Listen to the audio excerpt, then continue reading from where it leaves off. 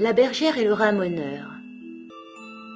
As-tu jamais vu une très vieille armoire de bois, noircie par le temps et sculptée de fioritures et de feuillages?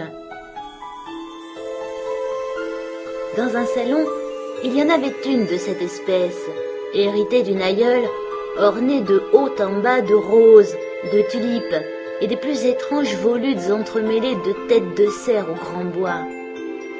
Au beau milieu de l'armoire se découpait un homme entier, tout à fait grotesque.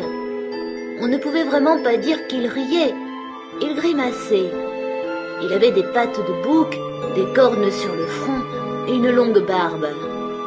Les enfants de la maison l'appelaient le sergent-major général commandant en chef Faux-Pied-de-Bouc. Évidemment, peu de gens portent un tel titre, et il est assez long à prononcer, mais il est rare aussi d'être sculpté sur une armoire. Quoi qu'il en soit, il était là. Il regardait constamment la table placée sous la glace, car sur cette table se tenait une ravissante petite bergère en porcelaine, portant des souliers d'or, une robe coquettement retroussée par une rose rouge, un chapeau doré et sa houlette de bergère. Elle était délicieuse. Tout près d'elle se tenait un petit ramoneur, noir comme du charbon, lui aussi en porcelaine. Il était aussi propre et soigné que quiconque. Il représentait un ramoneur, voilà tout, mais le fabricant de porcelaine aurait aussi bien pu faire de lui un prince, c'était tout comme. Il portait tout gentiment son échelle, son visage était rose et blanc comme celui d'une petite fille, ce qui était une erreur, car pour la vraisemblance, il aurait pu être un peu noir aussi de visage. On l'avait posé à côté de la bergère, et puisqu'il en était ainsi, ils s'étaient fiancés, ils se convenaient, jeunes tous les deux, de même porcelaine et également fragiles. Tout près d'eux et bien plus grand, était assis un vieux Chinois en porcelaine qui pouvait hocher de la tête. Il disait qu'il était le grand-père de la petite bergère. Il prétendait même avoir autorité sur elle. C'est pourquoi il inclinait la tête vers le sergent-major général commandant en chef Pied-de-Bouc, qui avait demandé la main de la bergère. « Tu auras là, dit le vieux Chinois, un mari qui croirait presque fait de bois d'acajou, qui peut te donner un titre ronflant, qui possède toute l'argenterie de l'armoire, sans compter ce qu'il garde dans des cachettes mystérieuses. »« Je ne veux pas du tout aller dans la sombre armoire, » protesta la petite bergère. « Je me suis laissé dire qu'il y avait là-dedans 11 femmes en porcelaine. »« Eh bien, tu seras la 12e. Cette nuit, quand la vieille armoire se mettra à craquer, vous vous marierez, aussi vrai que je suis chinois. » Et il s'endormit. La petite bergère pleurait. Elle regardait le ramoneur de porcelaine, le chéri de son cœur. « Je crois, dit-elle, que je vais te demander de partir avec moi dans le vaste monde. Nous ne pouvons plus rester ici. »« Je veux tout ce que tu veux, répondit-il. Partons immédiatement. Je pense que mon métier me permettra de te nourrir. »« Je voudrais déjà que nous soyons sains et saufs au bas de la table, dit-elle. Je ne serai heureuse que quand nous serons partis. » Il la consola de son mieux et lui montra où elle devait poser son petit pied sur les feuillages sculptés longeant les pieds de la table. Son échelle les aida du reste beaucoup. Mais quand ils furent sur le parquet et qu'ils levèrent les yeux vers l'armoire, ils y virent une terrible agitation. Les cerfs avançaient la tête, dressaient leur bois et tournaient le cou. Le sergent-major général commandant-chef Faux-Pied-de-Bouc bondit et cria « Il se sauve! Il se sauve !» Effrayés, les jeunes gens sautèrent rapidement dans le tiroir du bas de l'armoire. Il y avait là 4 jeux de cartes incomplets et un petit théâtre de poupées monté tant bien que mal. On y jouait la comédie.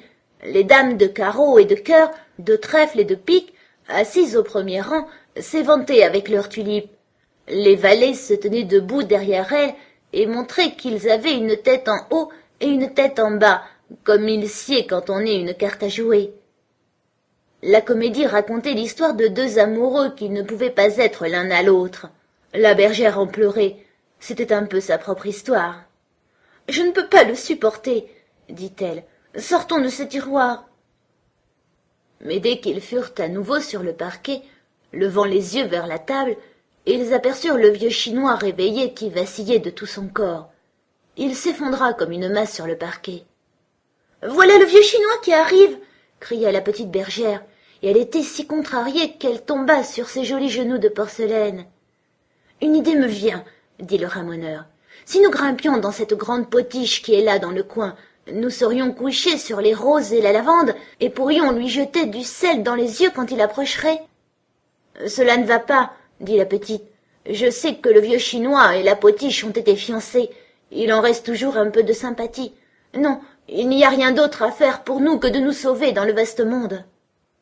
As-tu vraiment le courage de partir avec moi? As-tu réfléchi combien le monde est grand et que nous ne pourrons jamais revenir? »« J'y ai pensé, » répondit-elle. Alors le ramoneur la regarda droit dans les yeux et dit « Mon chemin passe par la cheminée. As-tu le courage de grimper avec moi à travers le poêle, d'abord le foyer, puis le tuyau où il fait nuit noire? Après le poêle, nous devons passer dans la cheminée elle-même. À partir de là, je m'y entends, nous monterons si haut qu'ils ne pourront pas nous atteindre, et tout en haut, il y a un trou qui ouvre sur le monde. » Il la conduisit à la porte du poêle. « Oh, que c'est noir !» dit-elle. Mais elle le suivit à travers le foyer et le tuyau noir comme la nuit. « Nous voici dans la cheminée !» cria le garçon. « Vois, vois, là-haut brille la plus belle étoile !» Et c'était vrai. Cette étoile semblait leur indiquer le chemin. Ils grimpaient et rampaient. Quelle affreuse route! Mais il la soutenait et l'aidait. Il lui montrait les bons endroits où appuyer ses fins petits pieds, et ils arrivèrent tout en haut de la cheminée, où ils s'assirent épuisés. Il y avait de quoi. Au-dessus d'eux, le ciel et toutes ses étoiles. En dessous, les toits de la ville. Ils regardaient au loin, apercevant le monde. Jamais la bergère ne l'aurait imaginé ainsi. Elle appuya sa petite tête sur la poitrine du ramoneur et se mit à sangloter si fort que l'or qui garnissait sa ceinture craquait et tombait en morceaux. « C'est trop, » gémit-elle, « je ne peux pas le supporter. Le monde est trop grand. Que ne suis-je encore sur la petite table devant la glace? Je ne serai heureuse que lorsque j'y serai retournée. Tu peux bien me ramener à la maison, si tu m'aimes un peu. » Le ramoneur lui parla raison, lui fit souvenir du vieux Chinois, du sergent-major général commandant-chef faux pied de bouc, mais elle pleurait de plus en plus fort.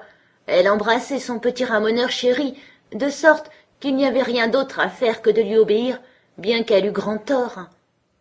Alors ils rampèrent de nouveau avec beaucoup de peine pour descendre à travers la cheminée, le tuyau et le foyer. Ce n'était pas du tout agréable. Arrivés dans le poêle sombre, ils prêtèrent l'oreille à ce qui se passait dans le salon. Tout y était silencieux. Alors ils passèrent la tête et, horreur, au milieu du parquet gisait le vieux Chinois, tombé en voulant les poursuivre, et cassé en 3 morceaux. Il n'avait plus de dos, et sa tête avait roulé dans un coin. Le sergent-major général se tenait là où il avait toujours été, méditatif. « C'est affreux !» murmura la petite bergère. « Le vieux grand-père est cassé et c'est de notre faute. Je n'y survivrai pas !» Et de désespoir, elle tordait ses jolies petites mains. « On peut très bien le requinquer, » affirma le ramoneur. « Il n'y a qu'à le recoller, ne sois pas si désolé. Si on lui colle le dos, et si on lui met une patte de soutien dans la nuque, il sera comme neuf et tout prêt à nous dire de nouveau des choses désagréables. Tu crois vraiment ?» Ils regrimpèrent sur la table où ils étaient primitivement. « Nous voilà bien avancés, dit le ramoneur. Nous aurions pu nous éviter le dérangement. »« Pourvu qu'on puisse recoller le grand-père. Crois-tu que cela coûterait très cher ?» dit-elle. La famille fit mettre de la colle sur le dos du Chinois et un lien à son cou, et il fut comme neuf, mais il ne pouvait plus hocher la tête. « Que vous êtes devenu hautain depuis que vous avez été cassé, dit le sergent-major général commandant-chef faux pied de bouc. Il n'y a pas là de quoi être fier. Aurais-je ou n'aurais-je pas ma bergère ?» Le ramoneur et la petite bergère jetaient un regard si émouvant vers le vieux Chinois. Ils avaient si peur qu'ils disent oui de la tête, mais ils ne pouvaient plus la remuer.